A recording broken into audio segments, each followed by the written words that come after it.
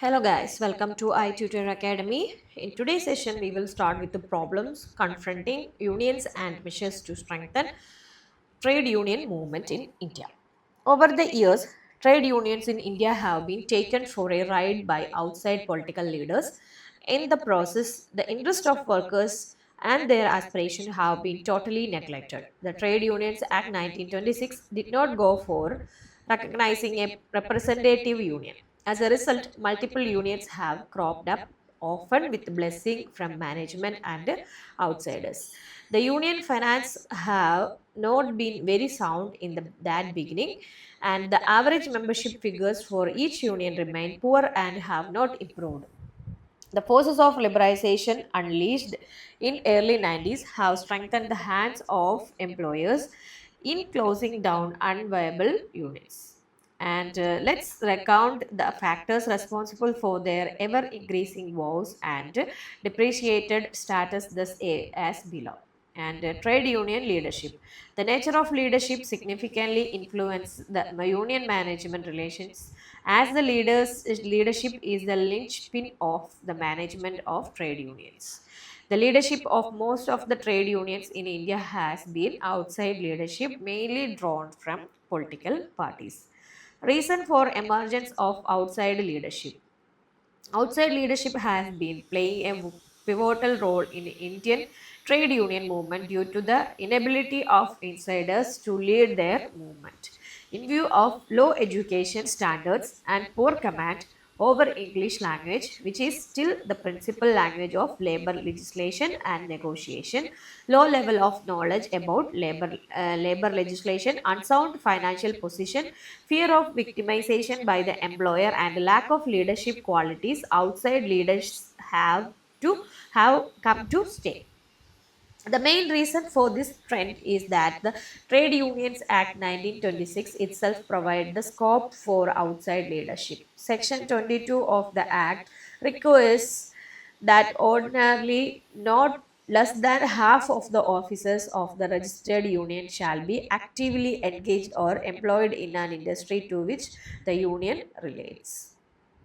The evil effect of outside leadership. The evil effect of outside leadership analyzed by National Commission on Labor are as follows. Outside leadership undermined the purpose of trade unions and weakened their authority. Personal benefit and prejudices sometimes weighed more than unions. Outside leadership has been responsible for the slow growth of trade unions. Internal leadership has not been developed fully. Most of the leaders cannot understand the workers' problem as they do not live the life of a worker. Even though outside leadership is permissible in the initial stages, it is undesirable in the long run because of many evils associated with it. Political differences of leaders have been inhibiting the formation of one union in one industry. Measures to minimize the evil effect of outside leadership. In view of the limitation of outside leadership, it is desirable to replace the outside leaders progressively by the internal leaders. The National Commission on Labor 1969 also stated that outsiders in the trade union should be made refunded by forces from within rather than by legal means. Both the management and trade union should take steps in this direction. The steps may be: management should assure that the victimization will be at zero level, even if the trade union are led by insiders. Extensive training facilities in the area of leadership skill management techniques and programs should be provided to the workers. Special leaves should be sanctioned to the office bearers. Union rivalry has been the result of the following factors: the desire of political parties to have their basis among the industrial workers, person come factional politics of the local union leader, domination of union by outside leaders, attitude and policies of the management, divide and rule policy, and the weak legal framework of trade unions. Measures to minimize union rivalry. In view of the evil effect of inter-union rivalry and problem of formation of one union in one industry, it may be necessary to consider the recommendation of National Commission of Labor 1969. The recommendation of NCL to minimize union rivalry are elimination of party politics and outsiders through building up of internal leaders, promotion of collective bargaining through recognition of sole bargaining agents, improving the system of union recognition, encouraging union security, and empowering labor courts to settle inter-union dispute if they are not settled with the organization. And the next is multiple union. Multiple unionism, both at the plant and industry level, pose a serious threat to industrial peace and harmony in India. The situation of multiple union is said to prevail when two or more unions in the same plant or industry try to assert rival claims over each other and function with the overlapping jurisdiction. It encourages a healthy competition and act as a check to the adoption of undemocratic practice, authoritative structure, and autocratic leadership. And next is union rivalry. The formal basis for trade union organization is provided by the Indian Trade Union Act 1926. The relevant article reads as follows: any seven or more member of a trade union may be subscribing their name to the role of the trade union and to by otherwise complying with the provision of this act with respect to the registration apply for registration of the trade union under this act. And next is finance. Sound financial position is an essential ingredient for the effective function of trade union because in the process of rendering service of fulfilling their goals. And trade unions have to perform a variety of functions and organize program which require enormous financial commitments. Hence, it is imperative on the part of a trade union to strengthen its financial position. And next one is low membership. The average membership figures of each union are quite depressing. In 1992-93, the average membership figures was 632, a steady fall from 3,594 per union from 1927-28, and a heterogeneous nature of labor. Since workers come to the factory with a varying background, it is difficult for them to put a joint front in case of trouble and lack of interest. For a large majority of workers, unionism even today remain a foreign issue.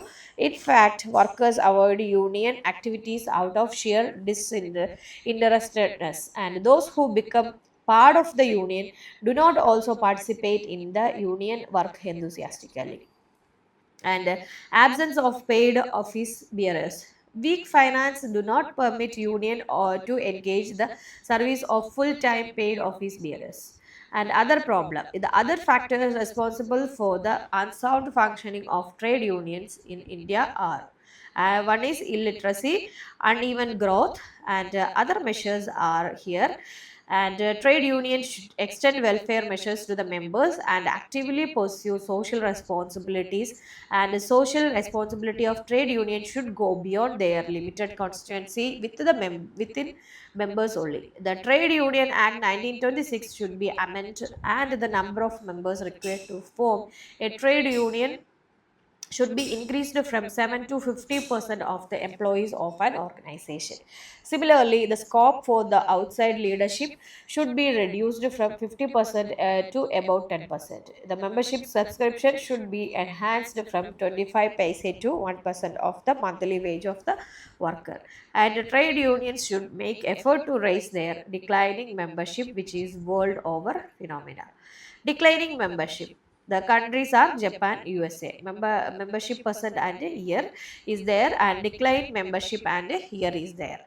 And the trade union must broaden their base membership in unorganized sectors, which constitute about 92% of workforce, and IT sector, BPO, call centers, where most of the employee is coming, attracting and retaining new breed of workers by monitoring them. And trade unions must reorient themselves from political or ideology obsession to business union, partners in progress sharing the gains, and protesting the organization to partnering organization, and bureaucratic organization to democratic and service organization, and complacency to struggle, and power hunger to service orientation. Trade union should be smart, IT savvy, online working to have connectivity to employees abroad, as also international trade union and other trade bodies. Trade union have to adapt to new realities in new business environment. The simple notion of solidarity is now outdated, a narrow concept to encompass the mutual support of those whose positions and interests are different.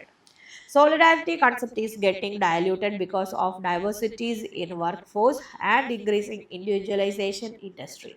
The degree of unionism also varies from industry to industry, varying between 30 to 70% in coal, cotton, textiles, iron and steel, tobacco, railways, cement, banking, insurance, port and dock, etc. The degree of unionism is quite negligible in the agricultural and unorganized sector. And the measures to strengthen trade union movement in India. The following are some of the measures to minimize trade union problem and to strengthen the trade union movement of India. The United Labour Front union must put a joint front and a splinter group multiple unions, dissipate their energies, dilute their power and reduce their effectiveness. Next is efficient leadership. Outside political leadership has developed due to the absence of internal leadership. And membership fees. In order to make members updated, trade union must organize continuous training and developmental programs. Future needs smart and responsive trade unions if they have to survive and thrive. The Trade Union Act should be amended in order to avoid dual membership. There should be legal provision for the recognition of the representative union, and the union should not intervene in day-to-day matters. They must focus on important issue affecting workers. And next is white collar and managerial trade unions. There was time when unions and strikes were known only to blue collar workers in factories, mines, railways, docks, etc. White collar employees and the professional people like doctors, engineers, lawyers, professors, and senior executive and managerial staff thought it below their dignity to band themselves in unions, march the high street and yell slogan. Today, it is different trade unions exist among most professional white collar employees, officers, senior executive and managers, and so do strikes and geraos.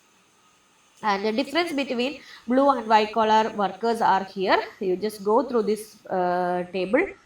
1, 4, 5, and 6, 7, 8 are 8 numbers of differences are there. Blue collar and white collar jobs. You just go through this column in your study material, the last chapter of MMBC 002 unit 14. Okay. And next is why white collar workers unions. Seeing how union of blue collar workers had improved their service, employment and working condition by bargaining collectively with their employers for better and regular payment of wages, bonus and other fringe benefit and job and social securities, white collar workers also started uniting and organizing themselves and forming their unions for fighting for better pay scale, more fringe benefit, internal promotion by collective bargaining, agitation and litigation. And the other factors responsible for the growth of white collar unionism are discussed below. Denial of both job security and social security to them by their exclusion from the purview of labor laws like Industrial Dispute Act 1947 and laws relating to wages, bonus and social security against such a social risk as sickness, maternity, premature death and permanent or temporary disabilities caused by accidents, old age and retirement.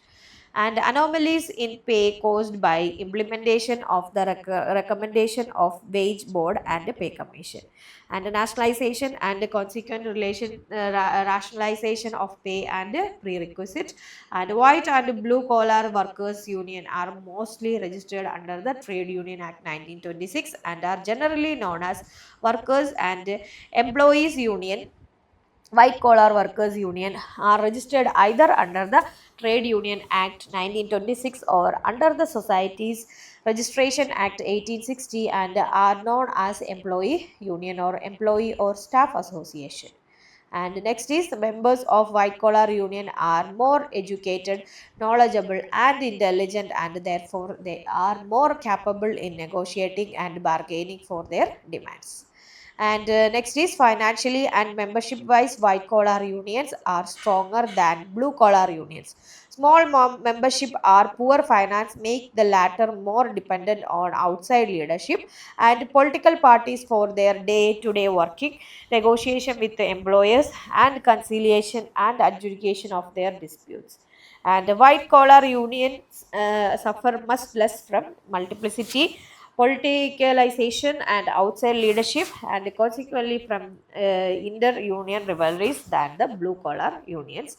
They therefore have better bargaining power and greater responsibility of arriving at a collective and bipartite agreement. Most of the white collar unions are independent as they are not affiliated to central union organization with different political ideologies. And the next is lastly, some of the white collar employees may be outside the purview of the Industrial Disputes Act 1947 and so may have the problem of job security which their union may have to look after, and inconsistent and discriminatory promotion and salary policies which have been causing to many conflicts and disputes, and the gradual narrowing of wages and salaries differential of blue and white collar workers due to fast improvement in the wages and fringe benefits of the former organization, and inflammation and soaring price resulting in erosion of pay and understand living of white collar workers, and thus leading to demand for higher pay, dearness allowance and annual bonus and other fringe benefits. Distinguishing features of white collar unions. There are some noteworthy features of union of white collar workers which distinguish them from that of the blue collar union as stated briefly below. First one is managerial association. Managerial trade unionism is no longer a fiction but is an established fact. Though this phenomena is more than 40 years old, it is yet to be considered as worthwhile to be concerned with either by the government or by the central bodies of trade union or by academicians. And the nature of managerial association, hardly any organization of managerial employee is a union. They are known as officers associations registered either under the Societies Registration Act 1860 or under the Trade Union Act 1926. The officers do not like their association to be equated with a trade union, though many of their organizations are registered under Trade Union Act 1927. Some cases are also reported to be pending in the courts, wherein the officers of certain organizations are claiming that they are not managers but workmen, and they should be given protection under the provision of the Industrial Dispute Act 1947. And by managerial association, feeling of relative deprivation has been an important reason for the offices managers to organize themselves and from their association for obtaining fair deal from their management. There has been a feeling that as compared to unionized cadre of workmen and lower staff, they have been getting a raw deal. They complain about narrowing wage differential generally. And the feeling of insecurity is another reason for the growth of officers unions, and they do not have the enormous protection under the Industrial Disputes Act 1947 which is enjoyed by the employees covered by this act. And growing harassment of managerial staff by their subordinates. The authority of the managers has been grossly eroded by the ionized workmen and staff. They are making it difficult for the managers to take work from them by being embedded by the support from their union and protection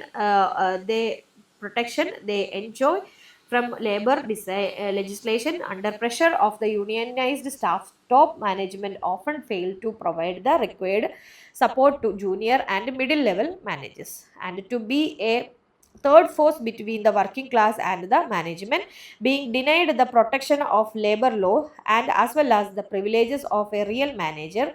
The junior and middle level manager have gone for the only option left to them, that is the formation of the officers association. They would not like to consider as part and parcel of either of the working class or the management, but as a third force between these two groups. Okay, so this is about today's session. If you have any doubt, you can contact our contact number also, or you can comment it on our comment box also. Thank you so much.